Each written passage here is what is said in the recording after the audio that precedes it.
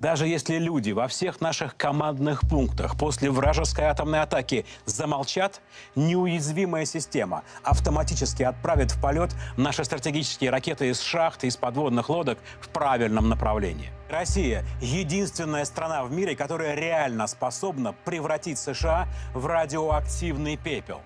Some of that bombastic rhetoric, is right out of the Cold War. Мы скатились, по сути, во времена новой холодной войны. Чуть ли не ежедневно нас объявляют самой страшной угрозой. То для НАТО в целом, то отдельно для Европы, то для Америки и других стран. Of course, the people who use it say that it's Putin that's done it. Newly declassified US intelligence report claims Vladimir Putin ordered hackers to meddle in the US presidential elections in a bid to help Donald Trump win. Putin says it's us who have done it. Это, как я уже многократно говорил, не наша вина, что российско-американские отношения находятся именно в таком состоянии. I mean, that's how these things start.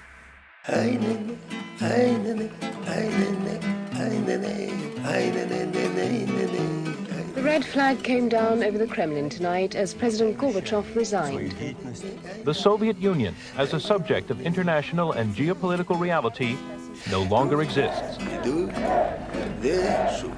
Dark years of totalitarianism stalled the country's standard of living, left its economy near collapse. In our discussions, President Yeltsin and I reached several important agreements on the ways in which the United States and the other major industrialized democracies can best support Russian reforms.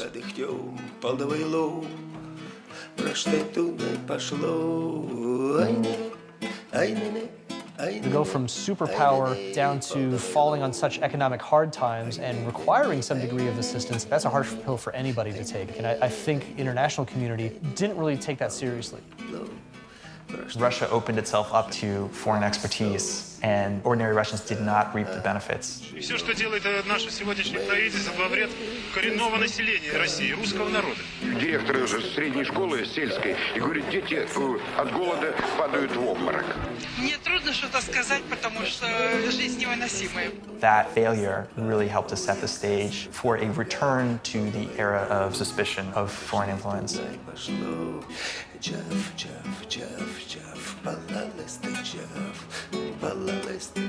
Russians believe that foreign nations want to split Russia apart, that we are besieged by enemies. Политика Путина держится на создании образа врага. Учитывая общественные фобии, страхи, это его бизнес.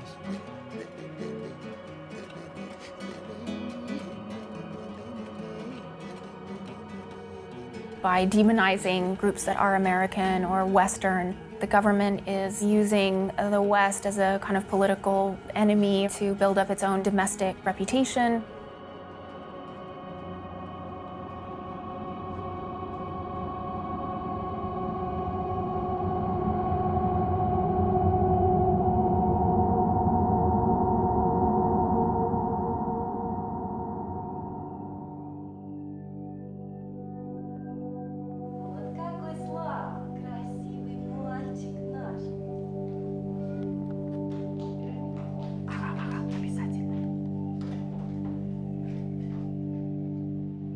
Russia has no shortage of orphans.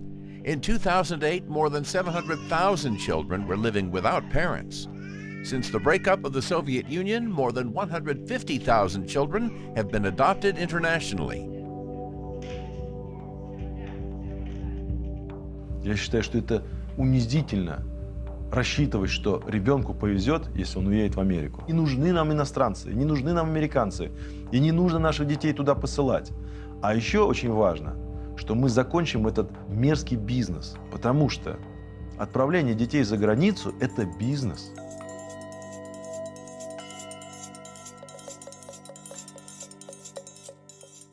В мире, наверное, много мест, где уровень жизни получше, чем у нас.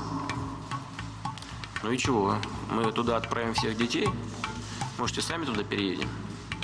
Кажется, что наши ресурсы безграничны. А это не так. Ты мне вот что скажи. Ты очень хочешь, чтобы у тебя были мама с папой? Очень хочешь. Ты их будешь любить? А если вдруг приедут родители не из России, а откуда-то из другой страны, из Америки, ты согласишься поехать с ними? А? Поедешь, да? Хорошо, Машенька. Посмотрим, что у нас с тобой получится. Может быть, у нас все с тобой и выйдет. Может быть, получится. When I say orphanages are fine, I don't mean it as in it's a perfect place to grow up. I meant as in, I guess it's safer than being on the street. I guess as a kid, you don't really know why you're taken away. So sorry. А мама и папа твои далеко?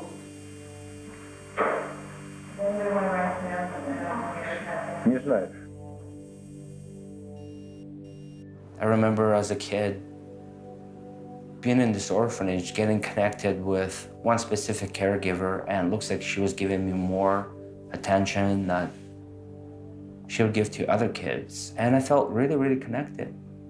I felt like she could have been my mother. She was very caring, had a beautiful smile. She saw in me a man, I guess. Even though I was only 11 years old, she saw a man in me. Night times, I was not looking forward to them because I knew that every time she would work night, I'd be allowed to stay up, watch a movie or a show. I would get on alcohol, and I would get the same things happen to me again. And that behavior, her love towards me, continued for 4.5 years that I was in an orphanage.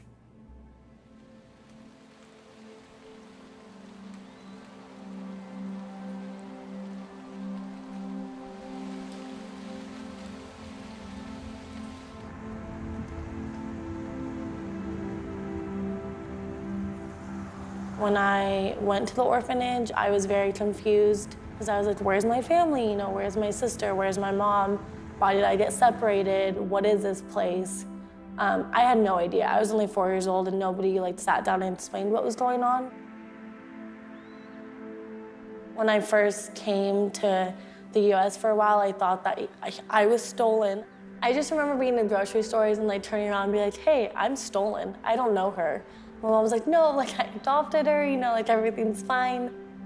My mom every night would try to explain that I was adopted and what adoption meant, but I still couldn't grasp that concept.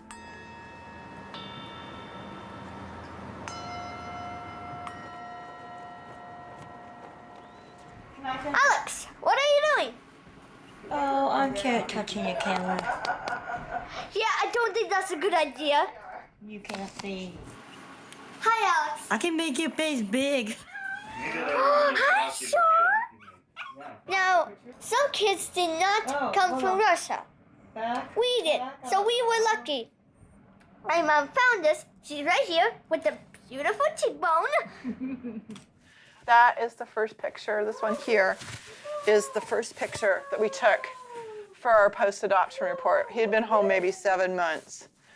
And then, is mine over here? Yes. And that's me. I was very tired after the first trip to go see Daria. And this is me sitting in the airport waiting to go fly home. By the time I was adopting Daria, I had to fly 3 times, and I had to visit the orphanage 12 times. There's a lot of paperwork. There's a lot of training. There's a lot of education. Because I'm a single parent, I had to go through psychiatric testing. I had to do a full physical. I had to do a financial disclosure. They know everything about my finances. They know more than my mother would know. So it was quite exhaustive. I mean, there was nothing in my life that they didn't examine before I was allowed to even accept a referral to a child in Russia. So this is my room, and basically I love ponies. Right here, she's the queen of all the ponies. Please don't talk. I remember that I had a room and I made fire because I hated that place. And whenever I rocked, the man smacked me. Please don't say get out.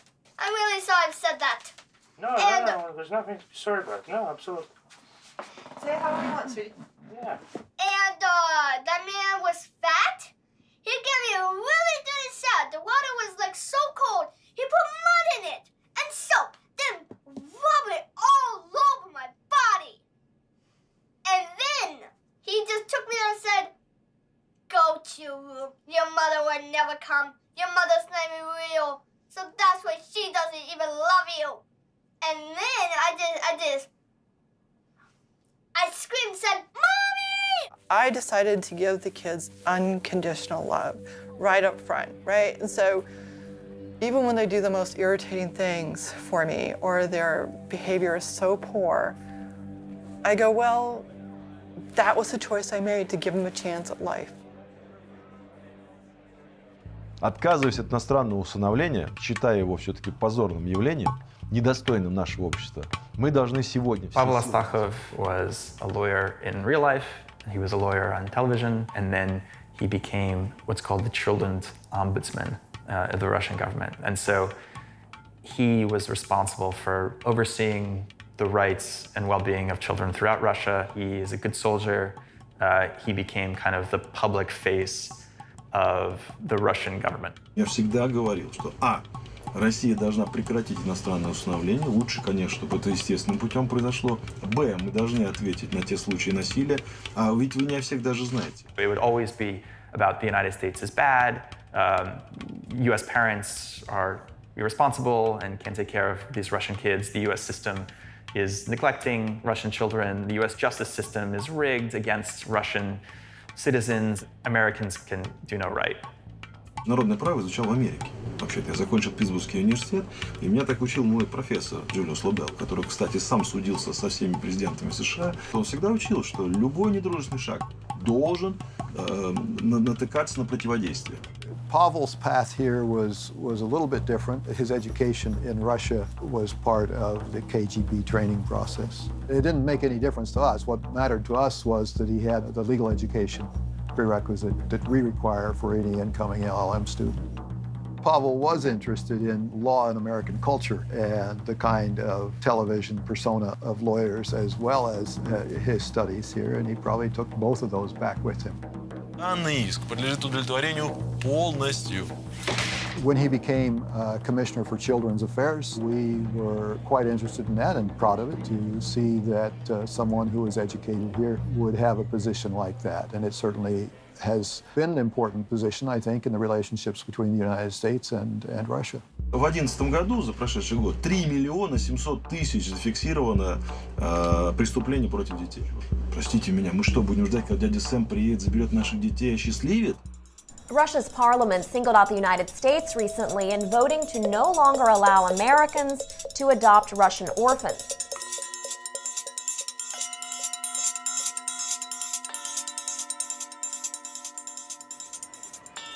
Russia's new law banning American adoptions of Russian orphans is polarizing Russians into two camps, pro-West and anti-West.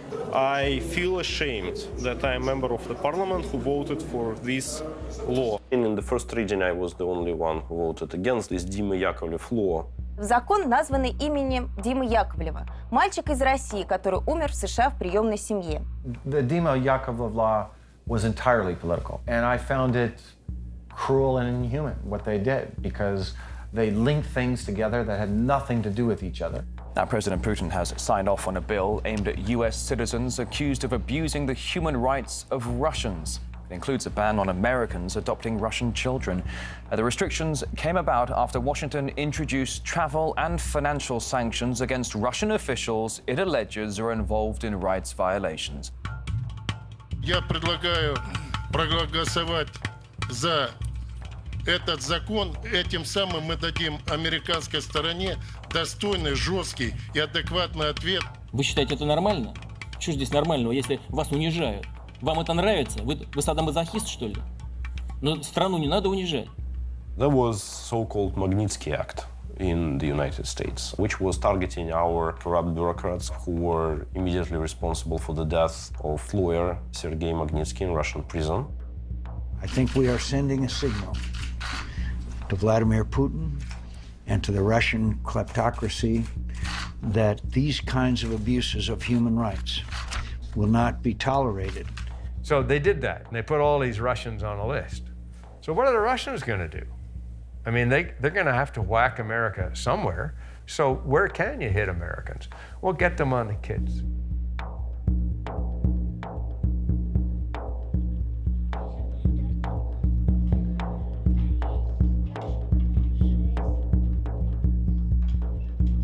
Then they try to play on these patriotic feelings. That's our kids, we should take care about them themselves. Это отвратительно, когда страна отдает свое население. По сути дела, в рабство. Нам самим нужны дети.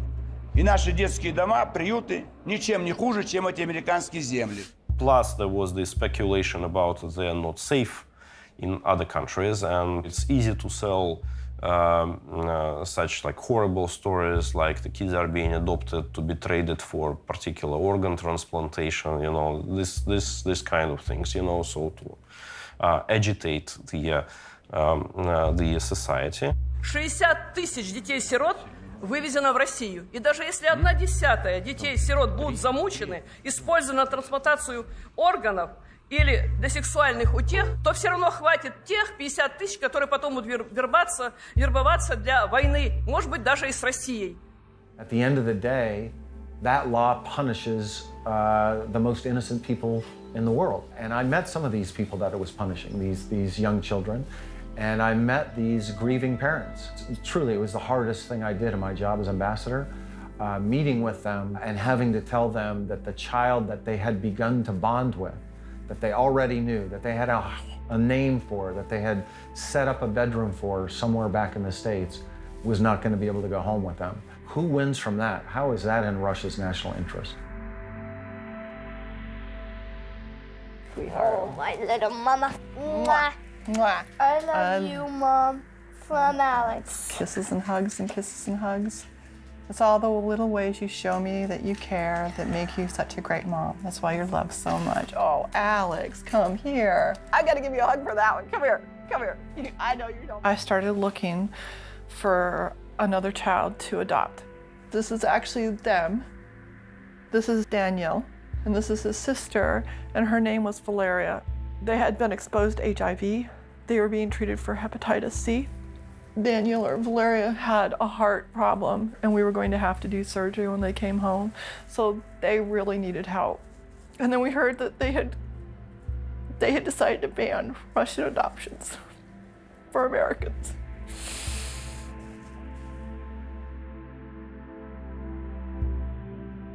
I offered through my agency to give them the medical treatment.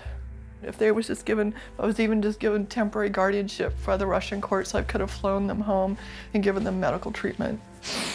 And I offered that. I offered all sorts of guarantees, and I never heard anything back. I kept asking for updates. Nobody would give us updates. I don't even know if they're okay, if somebody actually adopted them. I think they pay a very big price for some very silly politics, and I'm very sad about that.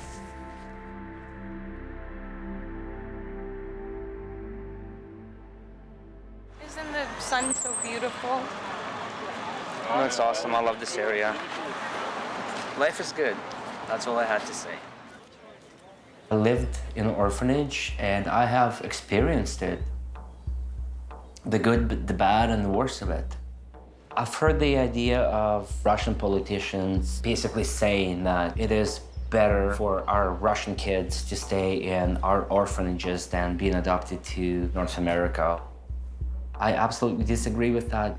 Me growing up in a Russian orphanage compared to the life that I have now in North America with parents and people that love me, it's better for a kid to have a better future and a family than growing up in an orphanage.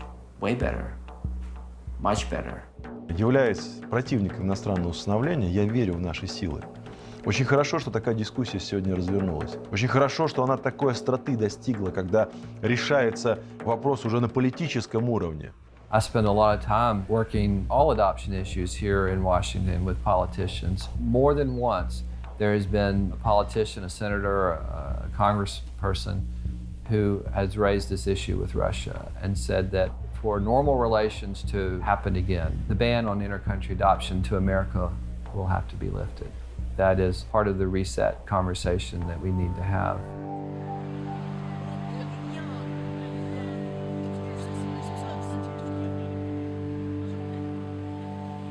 We leaned in hard to engage with Russia on issues of common interest, from everything from arms control to adoptions and everything in between. And then it ended, because it takes two to tango. And it was very clear early on in Putin's presidency that he wasn't interested in the adoptions agreement, that he wasn't interested in peer-to-peer engagement.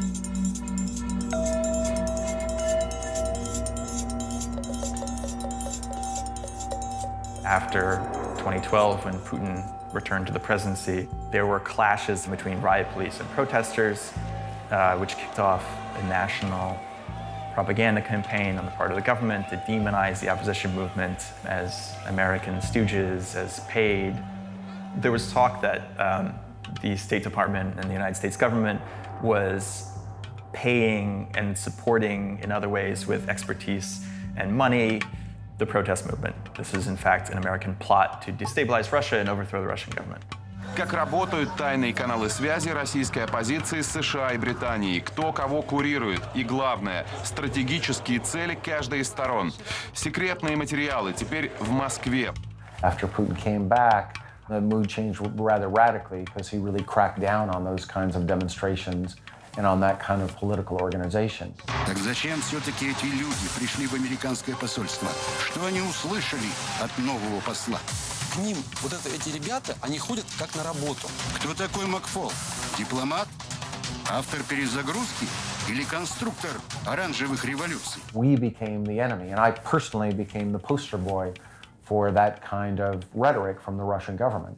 The Dima Yakovlev law was very much aimed at clamping down on foreign forces operating in Russia, and the adoption side was one aspect of that law.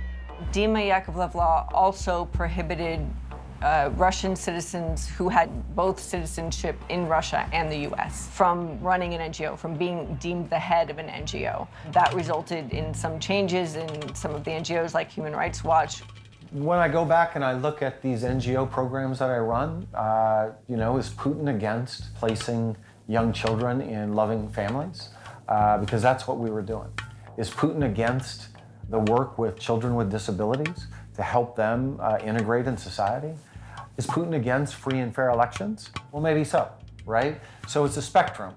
But in shutting down the support that the West provided for an electoral monitoring group like Golas, Voice, he wiped out all these other kinds of connections.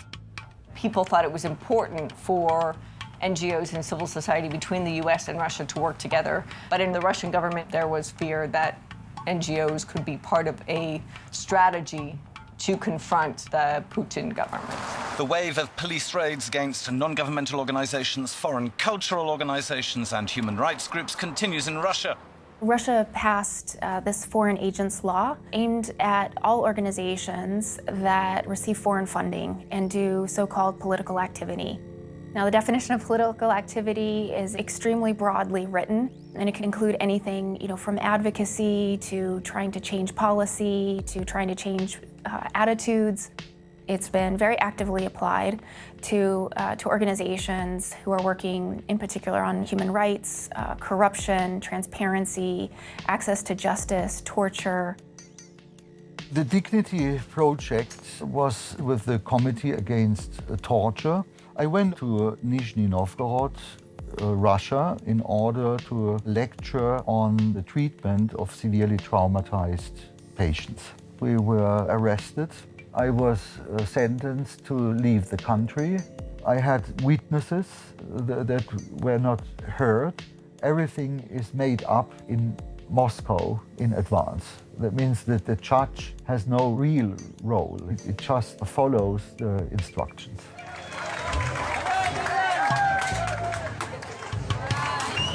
For us as individuals, these 2 days were very distressing, but it was a time-limited distress, no real danger.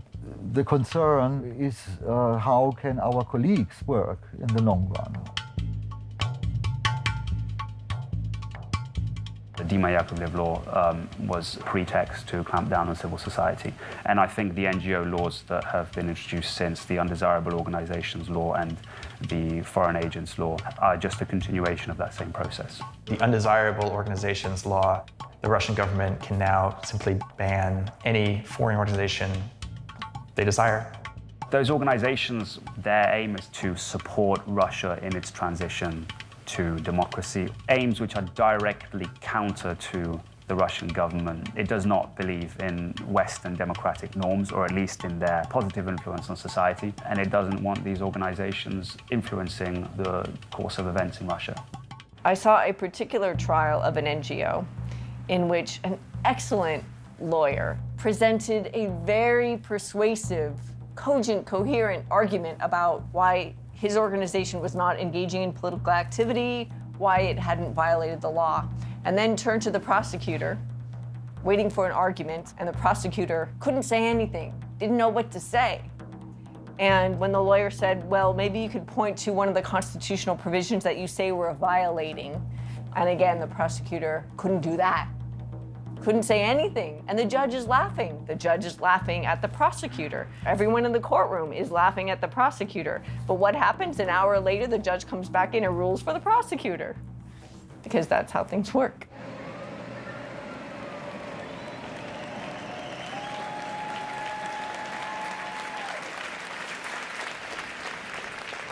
We as an artist, we don't have guns, or we don't have tanks, or we don't have these huge military services which can go to different countries, but we have a voice. And we should use it, because this is the only way to stop them, actually. After he became a president for a third time, Putin decided to change the direction. They really decide to use the church as a basis for the new political order.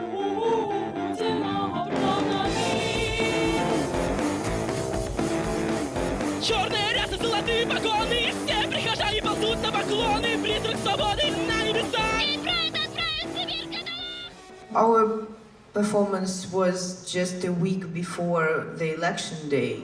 They somehow made us first people who will have like the strongest punishment. Лаконникова, Самуцевич и Алехина совершили хулиганство, то есть грубое нарушение общественного порядка, совершенное по мотивам религиозной ненависти и вражды. If we will take our case and our time in prison, we spent 2 years, but we are alive. We were not beaten and we were not tortured. Since our action, country really changed. And now, if you will look just for the case of Ildar Dazin, who went to prison for 3 years just for holding poster against the war, he was tortured in prison and raped just because he's a political prisoner. The role of the criminal justice system in the control and in the persecution of opposition figures and NGOs. It sounds dramatic, but it's a travesty. It is heartbreaking to witness. There has been control emanating from a sphere of the government, and that cannot be disrupted. And so there are many Russian thinkers who are now comparing the use of the Russian court system now to Stalinist times and Stalin's show trials. It's just a sad situation when an entity that in other societies is used as such a great shield of protection, it's completely inverted in the Russian system, and it's only a tool to beat down.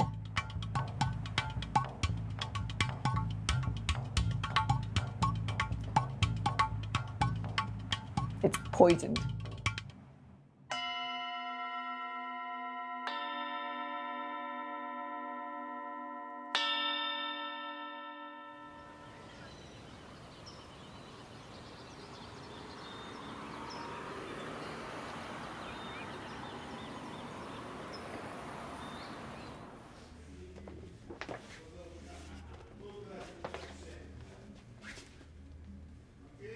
Лицо зверское, кинжал.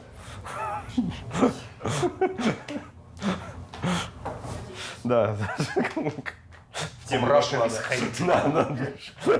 Да. По такой теме надо тренироваться. Я приехал для того, чтобы презентовать доклад, который называется «Угроза национальной безопасности». Когда мы говорим об угрозе национальной безопасности, мы прекрасно понимаем, эту угрозу в том числе в первую очередь и для части российского общества, которая добивается перемен внутри нашей страны. Если ты противостоишь бандитам во власти, ты должен понимать, что с тобой могут разбираться бандитскими методами. Готов к этому, Борис, не готов? Не стоит и начинать.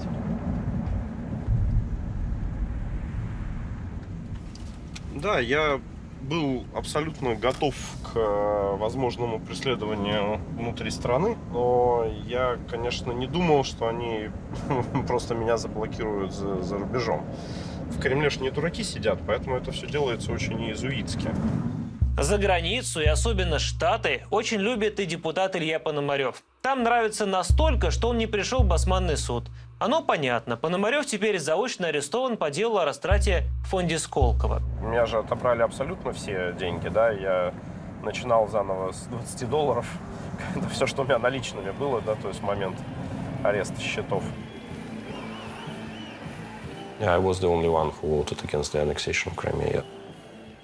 Putin wanted it to be unanimous because he wanted to showcase that elite is united for this decision, and it was not united. Решение депутатов было сегодня единодушным, за одним исключением. Репортаж Александра Батухова. После обсуждений, которые продлились без малого 1,5 часа, было объявлено голосование за ратификацию договора о вступлении Крыма в состав России. Закон принят.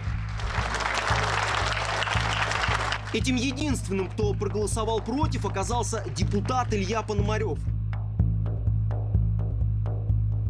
Лишить мандата Пономарева с формулировкой признать досрочно прекратившим полномочия депутат Пономарев.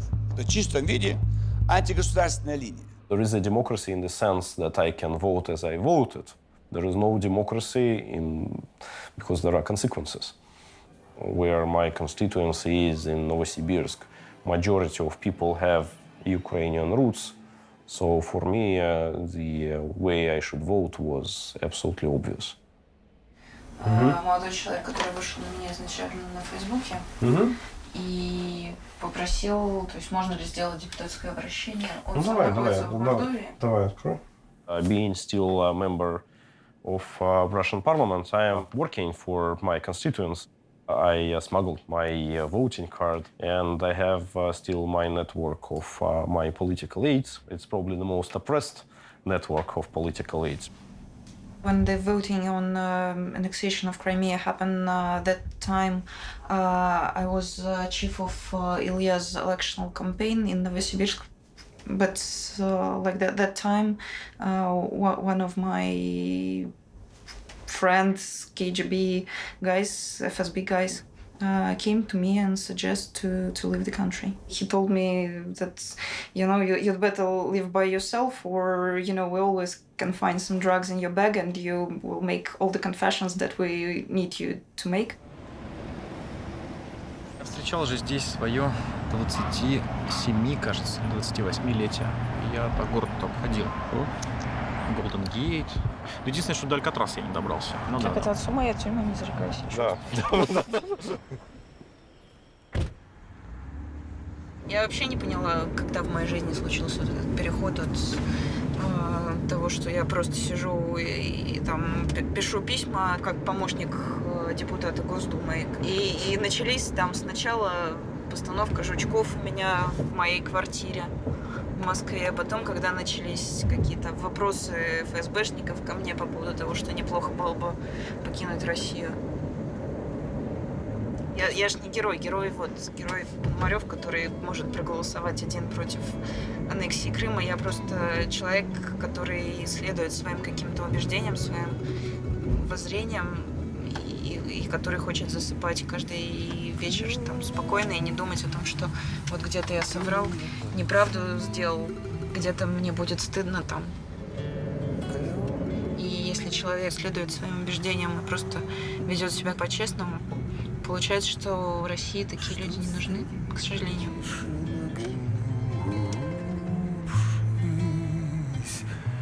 Когда будет перемена власти, рано или поздно она случится, мы сможем вернуться в нашу страну. Все мы остались там и со своими идеями, со своими убеждениями, со своими желаниями сделать что-то лучшее именно для нашей Родины, для России. И я верю в то, что мы вот со своими идеями сможем еще пригодиться. И я уверена, что наши соотечественники воспримут эти идеи, и вся эта пелена пропаганды, она рано или поздно пойдет.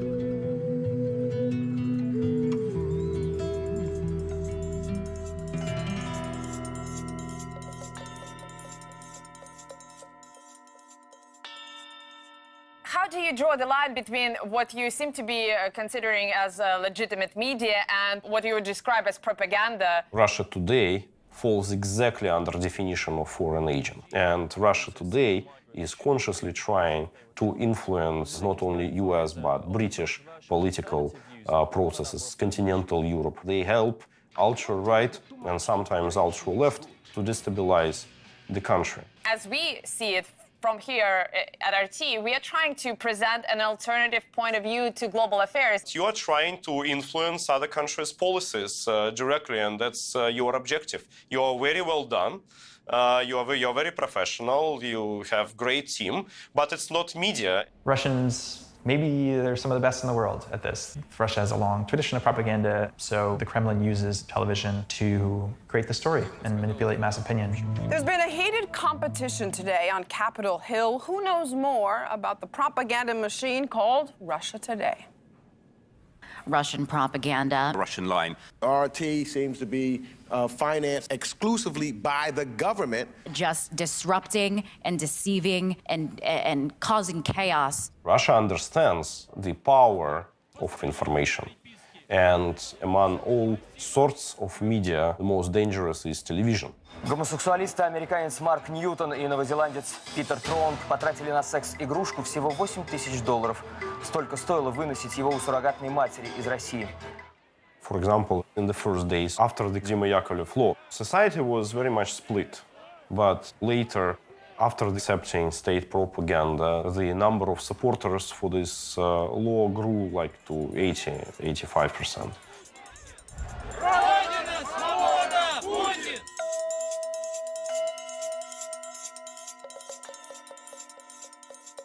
You know, being here on a Kremlin-funded propaganda network, I'm going to wear my gay pride suspenders and I'm going to speak out against the horrific anti-gay legislation that Vladimir Putin has signed into law that was passed unanimously by the Russian Duma that criminalizes homosexual propaganda, that effectively makes it illegal to talk about homosexuality in public. We've seen a spate of violent attacks on gay people in James, Russia. of course, we'll discuss it later, but what about Bradley Manning first? I'm not really interested in talking about Bradley Manning. I'm interested in talking about the horrific environment of homophobia in Russia right now. In 2012 and 2013, the Russian government unleashed a campaign against LGBT people. And it was happening in the context of broader crackdown against civil society in Russia. Введение каких-то санкций за гомосексуализм, либо за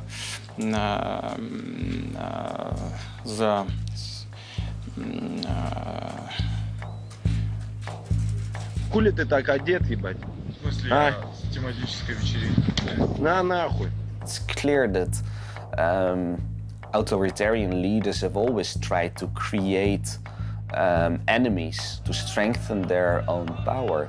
And this is ultimately how Putin is painting pictures of LGBTI people, of NGOs as enemies of the state, as something that the rest of society should be afraid of. And the fact that this is coming at the cost of dignity and respect of many people is apparently not important in that context. Я считаю, что штрафовать геев за пропаганду гомосексуализма среди подростков мало. Им нужно запретить донорство крови, спермой, а их сердца в случае автомобильной катастрофы зарывать в землю или сжигать как непригодные для продолжения чьей-либо жизни.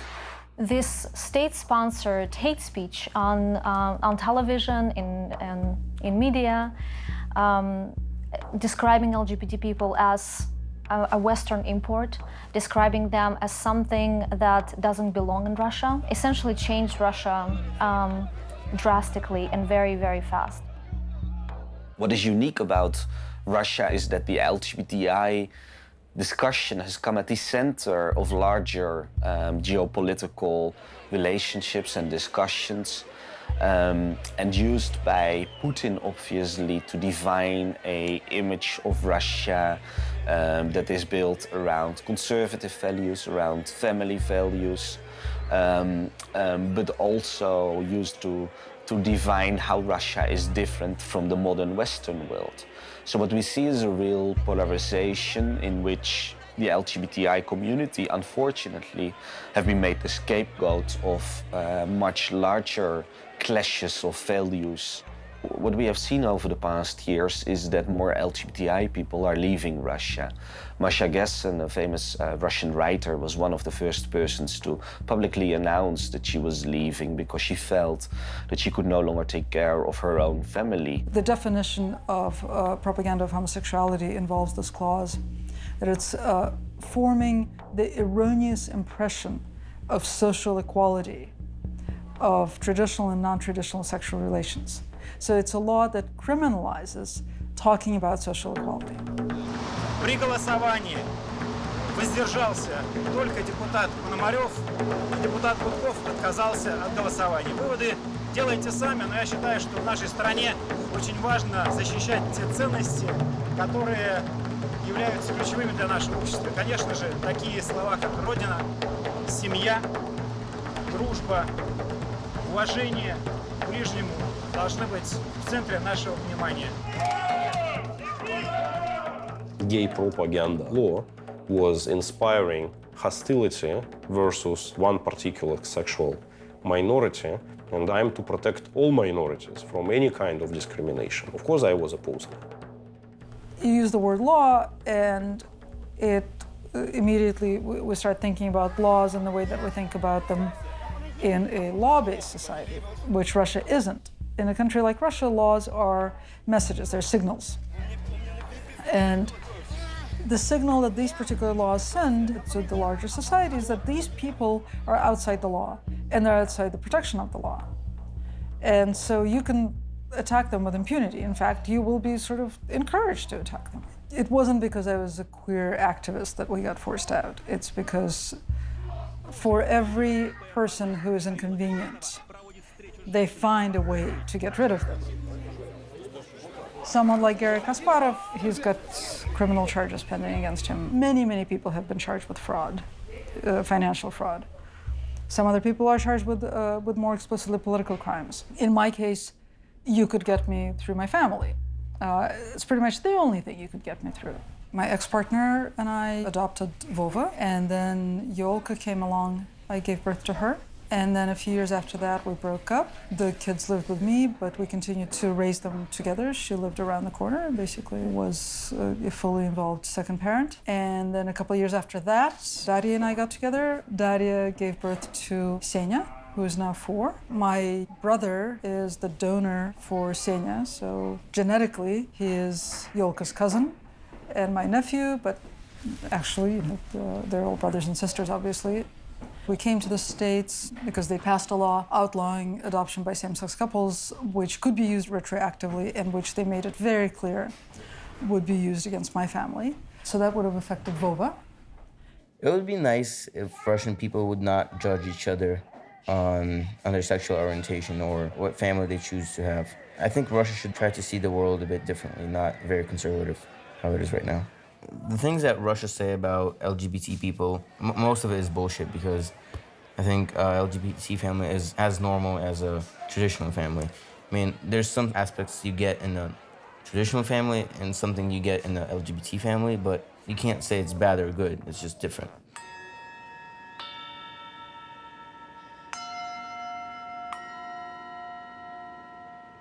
That was the second day with him. Yeah. He was happy. He was happy. He was so tenacious. He had his own will. Yeah.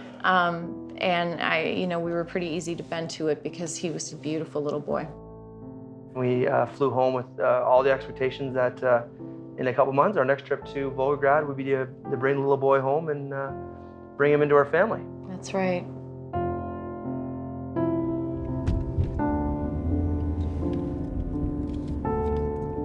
I remember that moment vividly. I was driving my car south on a road close to home, and our petitioner called me and said, "What are you doing right now?" And I responded that I'm in the car, and she goes, "Pull over. You don't want to be driving when I talk to you." Мы вводим запрет и на усыновление российских детей иностранными гражданами, одинокими иностранными гражданами тех государств, где приняты законы о легализации однополых браков. It was the day of our baby shower. I had to go in there and be really happy as people were giving me these gifts, and I was getting emotional because I wasn't really sure if I was going to have to take them all back.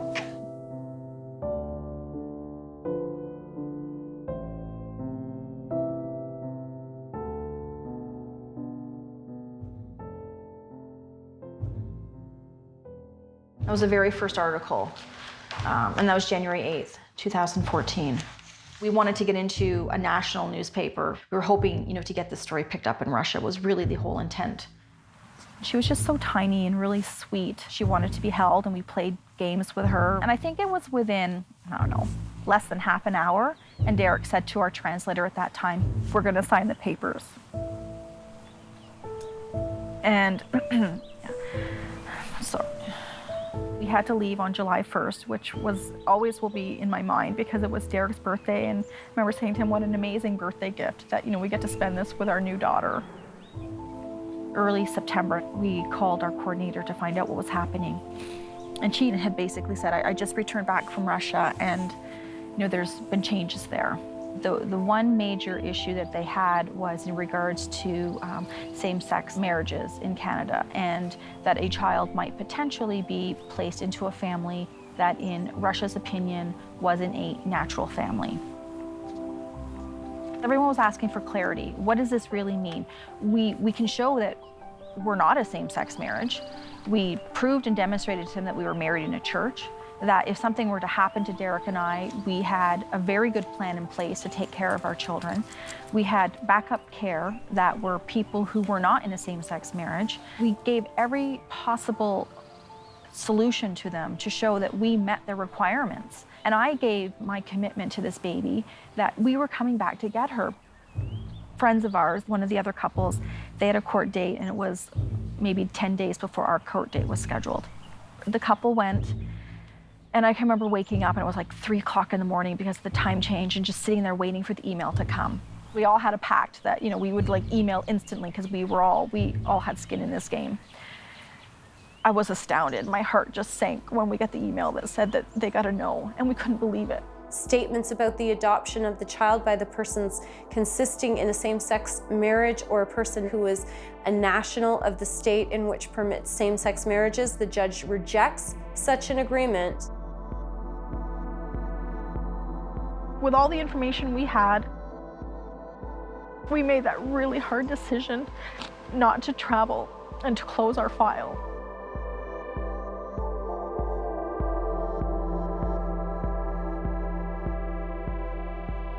I never thought that I would be the only mom for her. I definitely wanted to be her mom, but I needed her to have parents. And the only way that I knew that could happen is that we released her.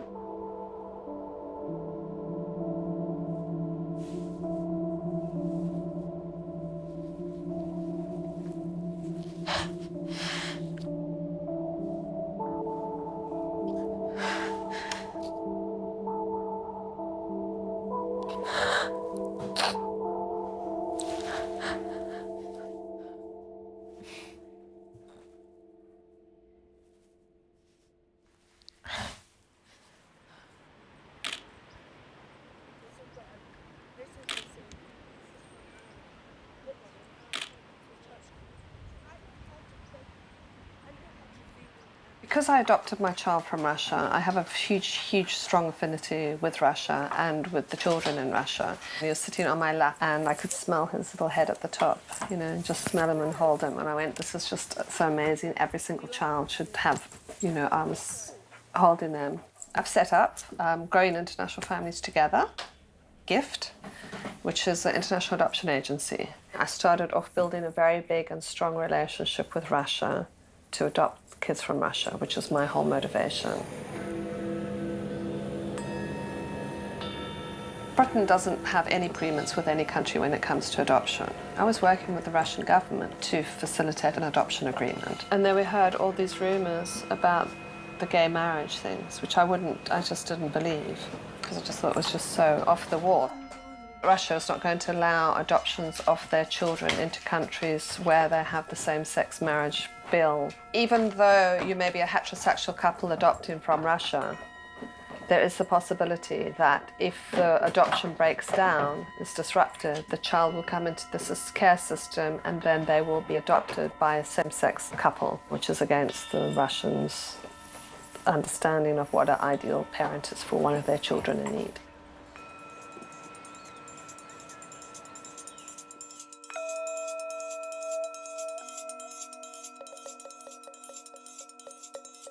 Western European side especially have liberalized certain values of same-sex marriages, for example, or in the issue of euthanasia, which clearly don't mesh well still with the very conservative outlook that Russians have on their own society.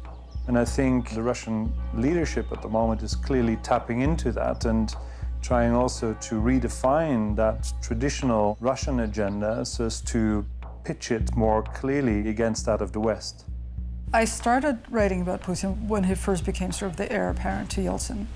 And I thought I was among the very few people who were terrified of him. My view of Putin has changed very little over the last 18 years. Putin is effectively restoring a totalitarian system in Russia and has openly declared war on Western civilization, which the West somehow persists in ignoring. Это они пытаются все время нам здесь подсказывать, что нам нужно делать внутри страны, кого избирать, кого не избирать, по каким процедурам. Мы же никогда этого не делаем, не лезем туда. Putin has felt that some elements in the US and in Western Europe are out to get him. He is a man who has been trained to see enemies and who believes that the world works through the active measures taken by intelligence agencies. There are plenty of people around Putin who share exactly the same intelligence service background and who have the same mindset that has been drilled into them by decades of training. And the more of those people concentrated around Putin, the harder it becomes for alternative points of view to get a more rational outlook across to Putin himself. Putin is always saying that he is more European than Europeans are, that he is upholding the core values of European society, the Christianity, family, order, real democracy, and that Europeans totally forgot about that. And that's why he is playing with Europeans' constituents by supporting radical right political parties. Austria, Bulgaria, and the Netherlands' far-right leaders all accepted Marine Le Pen's invitation. France's National Front wanted its Eurosceptic allies present for the party's Congress, but it's another politician who stole the limelight. We can see how the will of the European people is betrayed by unknown civil servants in Brussels. These are European Union employees who are in fact puppets of the United States of America. It was recently revealed that the FN has been granted a loan worth millions of euros from a Russian bank. These radical right political parties are saying exactly the same things, that we should stop immigration, that we should not acknowledge equal right for gay people, opposing gay marriages. Putin doesn't want to be against Europe. He wants to be against some imaginary space which he calls gay Europe, gay Europe. So this is a very convenient propaganda cliché.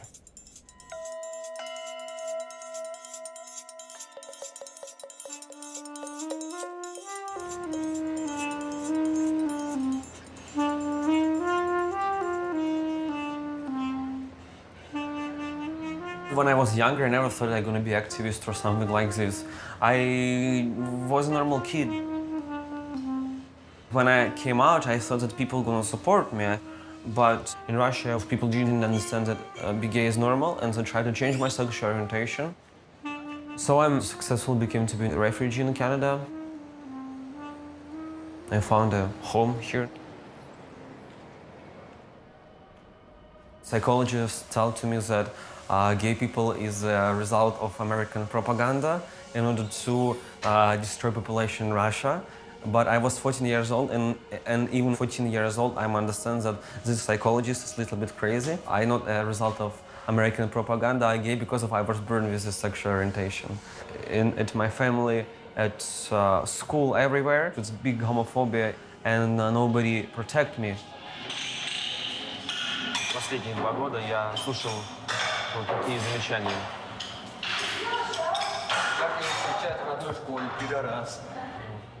I tried to protest against homophobia with our LGBTQ community in Russia. I was arrested several times. My friends died after being beaten by police. I realized that I have no future in Russia. In Russia, only one way to be survive for me is pretend that I'm straight and love Vladimir Putin.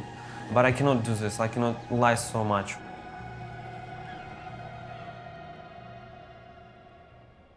I sleep on the left side of the bed, and then Ethan sleep on the right side of the bed. We put like Russian and Canadian flag and the rainbow flag in the middle.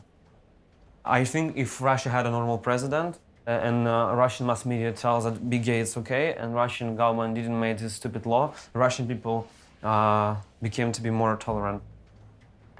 After the movie Children 404, and after all this publication and mass media, and after my LGBT work, around 500 letters I received from Russian LGBT community.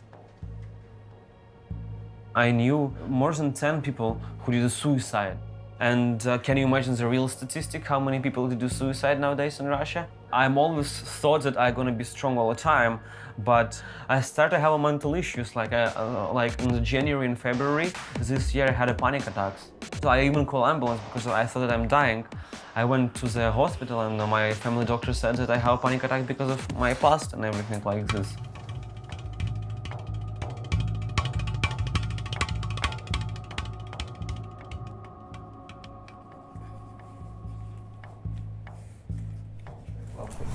Look, he's bringing in the Russian. Look at that. That's beautiful right there. Well, I have experience of protesting signs.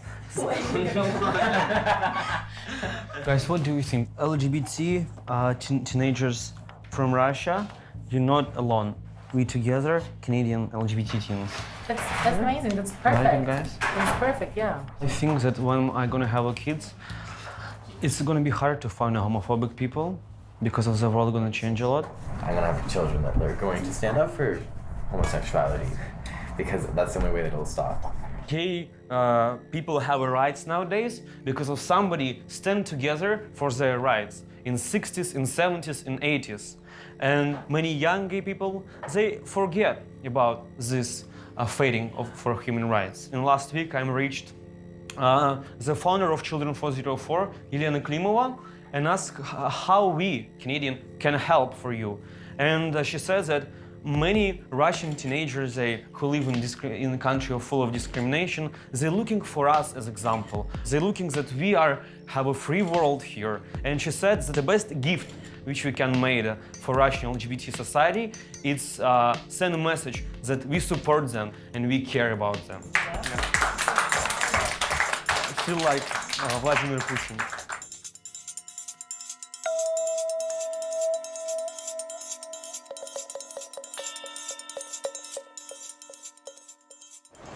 Olympic Games во всем мире, в принципе, ни для кого это не было проблемой. В России почему-то это проблема.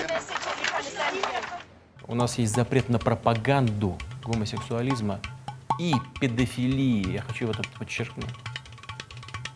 На пропаганду среди несовершеннолетних. Это разные вещи абсолютно. Абсолютно разные вещи. Запрет на определенные отношения, либо на пропаганду вот этих отношений.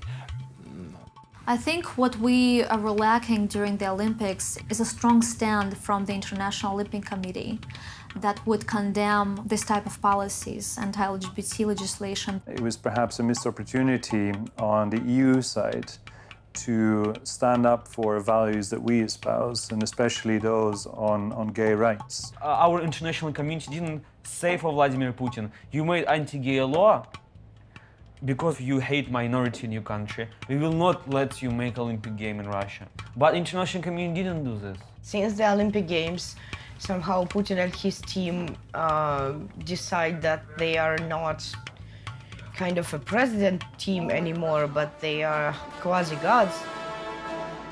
Putin's popularity is certainly surged with the Olympic Games, which boosted Russian confidence, say, on the international plane, saying, here we are, we're able to organize these wonderful games, and actually we didn't do too badly on scoring medals. On that wave of enthusiasm, I think, Putin managed to follow on with the invasion and annexation of Crimea and actually take it with lots of support. I mean, you see the popularity ratings of Putin at the time, you know, they go up into the Soviet figures, 80%, close to 90%. Президент Российской Федерации Владимир Владимирович Putin. I was at a conference of people who are active in opposing Putin, and I was shocked to see how many people are living in exile. It feels like a huge drain. During first 2 years since the annexation of Crimea, is some 1.5 million people who left Russia. And this is the most energetic, creative, advanced part of the population. It has become very difficult for think tanks to find, you know, independent voices who are not intimidated in speaking their minds. We see that quite a number of those Russian experts have in fact relocated to Germany or to the US. I hope Putin realizes that young people in Russia, they don't want to live in a claustrophobic atmosphere. He can't come down hard against diversity, because in doing that, he's going to lose the future.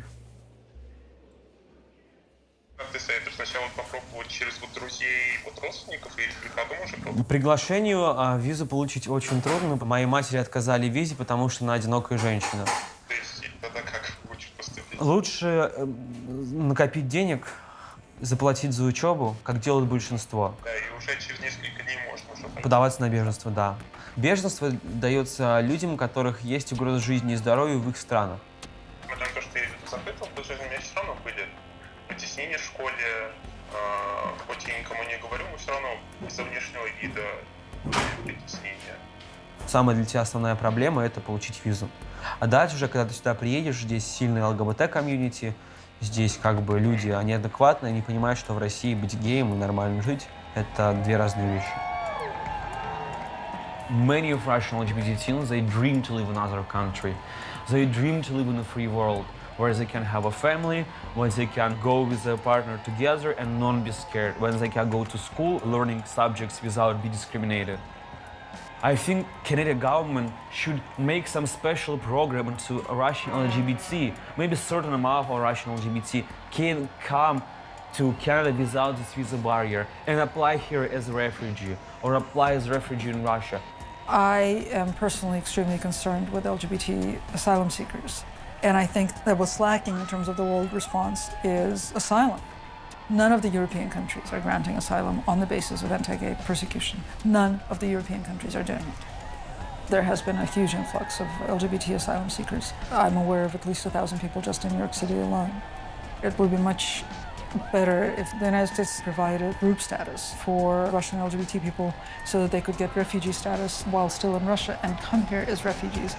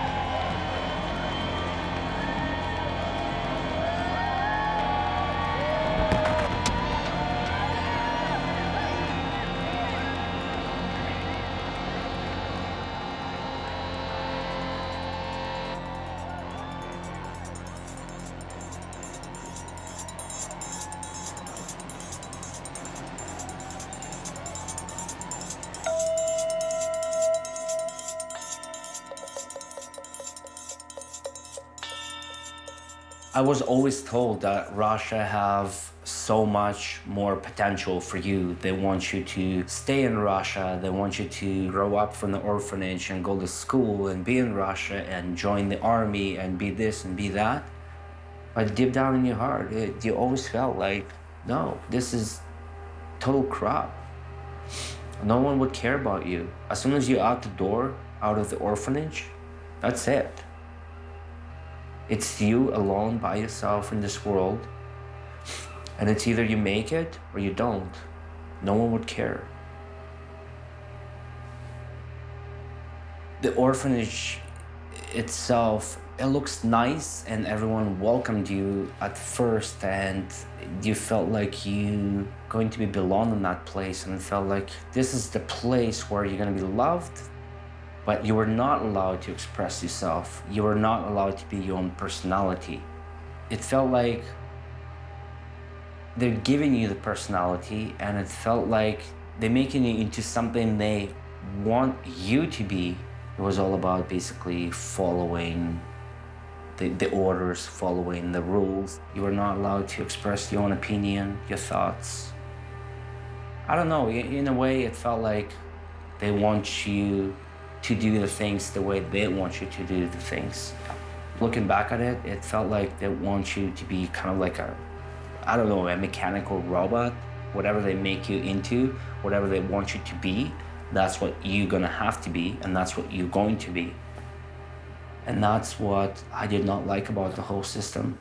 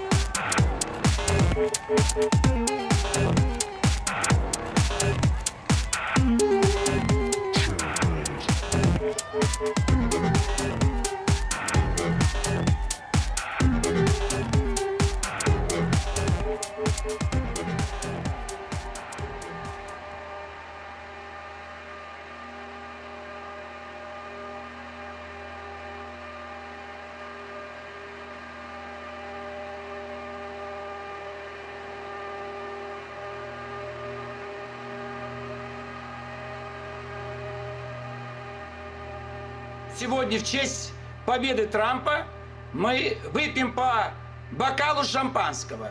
И я пригласил всех в Государственную Думу. Кто пришел, мы им всем налили бокал шампанского. Депутаты были, журналисты. Это наша общая победа. Это праздник.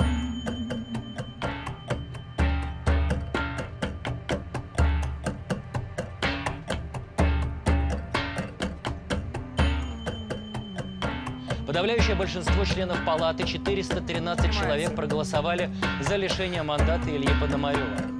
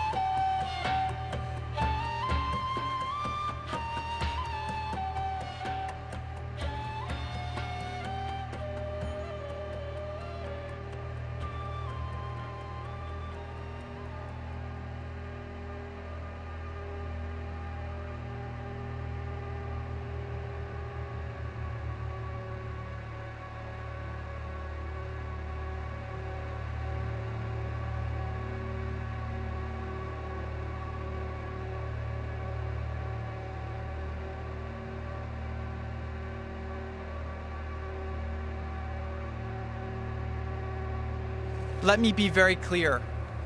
I did not collude with Russia, nor do I know of anyone else in the campaign who did so. I had no improper contacts. I have not relied on Russian funds for my businesses. And I have been fully transparent in providing all requested information.